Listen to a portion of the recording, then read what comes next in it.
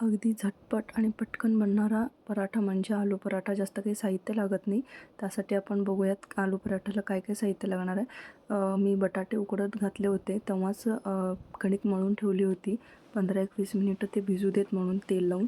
बटाटे उकडून झालेत. आता मी एक मीडियम साईजचा कांदा कट करून घेतला आहे आणि 4 ते 5 मिरची आणि लसणाचा ठेचा बनवले. कढईमध्ये 2 ते 3 चमचे तेल ॲड करायचं. व्यवस्थित गरम झाल्यानंतर त्यामध्ये कांदा ॲड करायचा. कांदा सोनेरी रंगाचा होईपर्यंत परतून घ्यायचा. मिरचीचे वाटण ॲड करायचे. व्यवस्थित तेही परतून घ्यायचे मीठ ॲड करून. व्यवस्थित परतून घेतल्यानंतर आपल्याला अर्धा चमचा हळद ॲड करायचं आहे आणि ह्यामध्ये तुम्ही जिरेपूड, गरम मसाला, काही मॅगी मसाला ॲड करू शकता.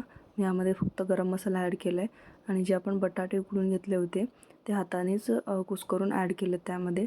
ह्याला तुम्ही आपल्या अद्रकच्या ग्रेटरने ग्रेट करून हे घालू शकता. आता सगळं सारण एकत्र एकजीव करून घ्यायचं आहे.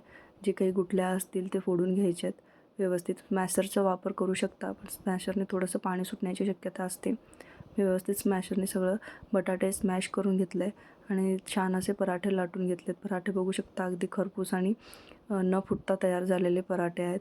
असेच छान छान रेसिपीसाठी सबस्क्राईब करा यूट्यूबला आणि इंस्टाग्रामला फॉलो करा. Thank you for watching.